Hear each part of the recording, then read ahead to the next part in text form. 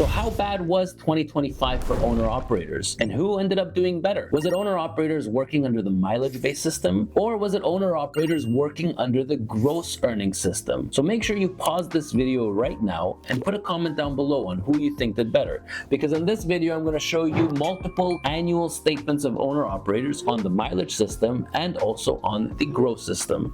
We're going to also touch a little bit about my opinion and when I think that people should work under the gross system versus the mileage system. And also we're going to talk a little bit about what's ahead for 2026 and which system is going to be better to work for. So before we start showing you the statements, I think it's good that we clarify what is the mileage-based system versus what is the gross system. So in a nutshell, the mileage-based system is when an owner-operator works under a flat fee on mileage. So here in Canada, it is extremely popular. In the US, it is less popular. In Canada, owner-operators usually work under a fleet. So just like we here at ET Transport, there are hundreds of fleets across Canada, and a lot of the owner-operators get paid a rate per mile. So the rate per mile can be X amount of dollars. The owner-operator does not own his own trailer. The owner-operator does not pay for his plates. The owner-operator does not pay for his insurance. The owner-operator does not pay for tolls. The owner-operator also does not pay for reefer fuel if they have reefer. But usually the owner-operator gets paid a per mile flat rate plus fuel surcharge depending on fuel prices. Now the gross system is when an owner-operator gets paid gross earnings. So they get paid whatever the load pays. So a lot of times in the US, I hear about 85-15, sometimes it's 88-12, where the company is only responsible to dispatch you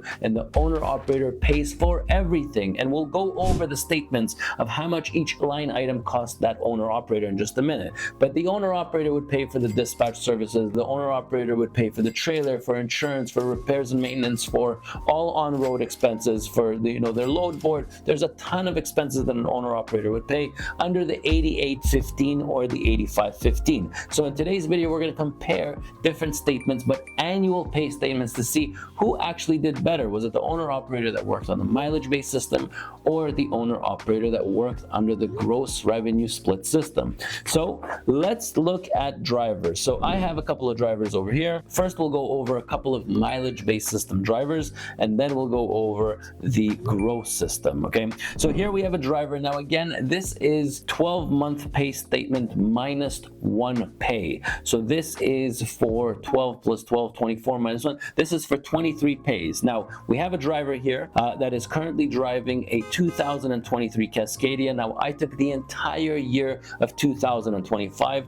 This driver drove 136,000 miles on his 2023 Cascadia. He grossed out $211,000. His fuel surcharge was $7,869. He had the Q1 bonus, a Q2 bonus. He had $550 in March mile bonus. So sometimes we as a company, we just give a bonus that if you hit 11,000 miles or if you hit 12,000 miles, you get a bonus. So this driver hit it in March. And retorque bonus, I don't know what that is, but I guess the driver retorqued the wheels that he wasn't supposed to, so they paid him $35 for that. Total gross earnings that we have for this driver is $222,000 for the year of 2025.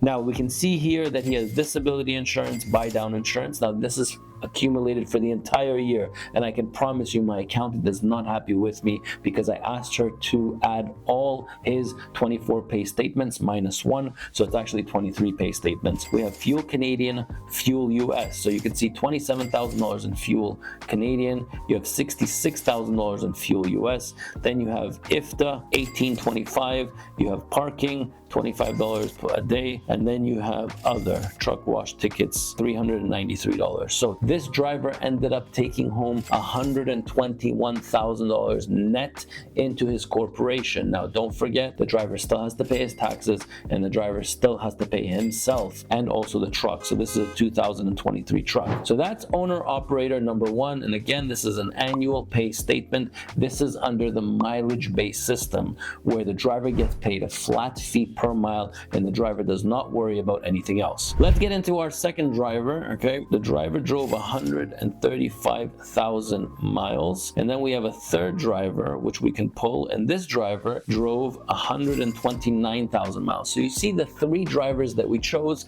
a lot of them have done the the exact same miles, about 130 to 135,000 miles. So you can see this one though. The reason I want to do this one is because this one is a flat nose truck. It's a 1996 Peterbilt, and this is again from January 1st until December 15th. So it's almost all the entire year minus one pay. The driver grossed out $200,000, $8,500 in fuel surcharge. He hit his Q1, Q2, and Q3 bonus. The Q4 bonus has not been calculated yet, but knowing this driver, he probably hit his Q4 bonus also.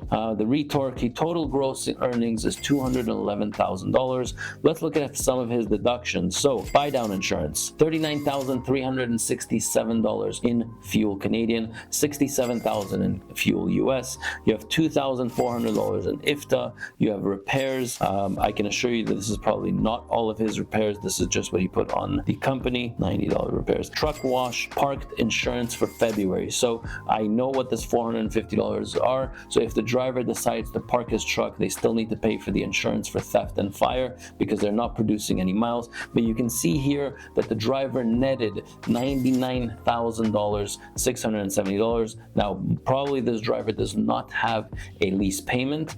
This driver does have, I'm sure, repairs and maintenance, but you can see that this driver has over, I would say, $107,000 in fuel. Now, our first driver that we looked at has $94,000 in fuel, and our other driver here with the 1997 Peterbilt has a lot more than that, about $107,000 in fuel. So they have about $15,000 in fuel difference between that 1997 and that 2003. But let's look at one more statement on the mileage system. I think this is extremely beneficial for those of you that are working under gross. You can actually compare these numbers to what you did in 2025. But if you wait 2 more minutes, I'm going to show you what you would have made if you would have been on the gross system. Here's another driver, 135,000 miles. He grossed out $209,000 fuel surcharge, Q2 bonus and Q3 bonus. He had a clean inspection. Total gross earnings is $219,000.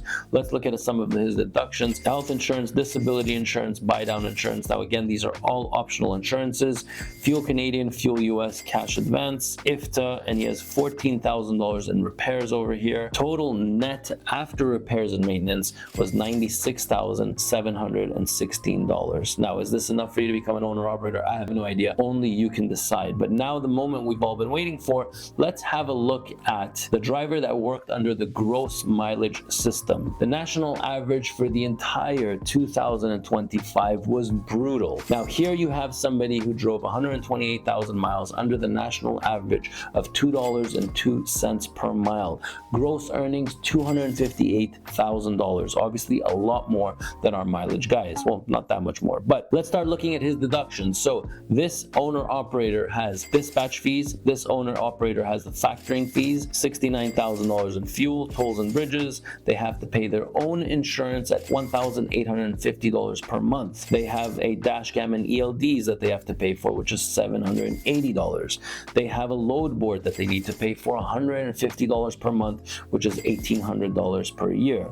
Now they also have their plates and registration, which is $2,950. They also have the accounting and bookkeeping service. Now I highly recommend for any owner operator out there to make sure that they get this service. It's on your own personal admin assistant that's going to help you with your QuickBooks and make sure that you have monthly profit and loss statements. So if you ever want to go to the bank and get a loan, if you ever need financing from these banks, your interest rates would be a lot lower if you had profit and loss statements and your QuickBooks up to date. Don't wait until the end of the year. Make sure you have it on the go. Truck and trailer payment. So this driver leases his truck for $2,450. That's $29,400 for the truck payment, and then he has a trailer payment, $10,200. Now this is before the driver pays himself. So what do we have? So we have net earnings of $94,200. This is under the gross system, using your own dispatch service and doing your own factoring. Now remember guys, keep in mind there's a ton of other fees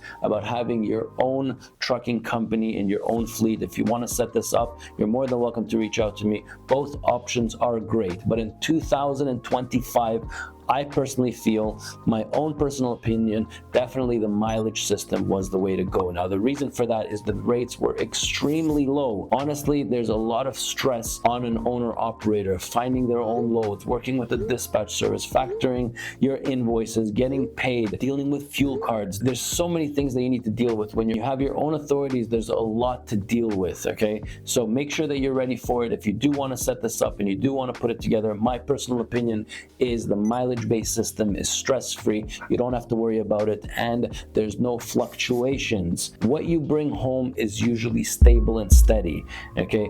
Our owner-operators, approximately $1 per mile net is what they bring home under the mileage-based system. They don't pay for anything, okay? The company takes care of the trailer. All repairs and maintenance are paid for on the trailer. The dispatch is included. Everything's included in their pay package. And the reason for that is because I have a mortgage. My kids are all in after-school activities. It's all cost money. I cannot be dependent on the economy. I need a stable, steady paycheck. Every single 15 days is what I need. I don't want the stress. I don't want the anxiety of 1 month making money, 1 month not making money, losing money 1 month and making a ton of money the next month. So I don't need those headaches. I don't need these problems. I need stability, and that's why I would choose personally the mileage-based system, and it's starting to become more and more popular in the US. So hopefully you learned something from this video. And now for any of you that are thinking to become an owner-operator in 2026, make sure that you take this course over here, which is your break-even point, the cost of running a mile. It's going to teach you wonders,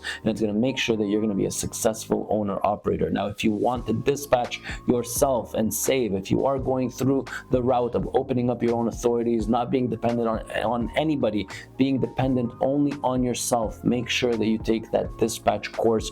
Even though in the example that I gave, the owner operator was using a dispatch service for 5 or 6%. I think that any owner operator that's getting into this needs to know how to dispatch themselves. So make sure that you take that dispatch training course or any dispatch training course that's going to help you out so you don't be dependent on anybody else. So like I said, hopefully you learned something from this video. Put some comments down below. What do you think of those pay statements? I know the Americans are going to blow me out of the water because the mileage-based system is just not for them, but I'd love to hear some of your comments. I'm Ronan, and I'll catch you in my next video.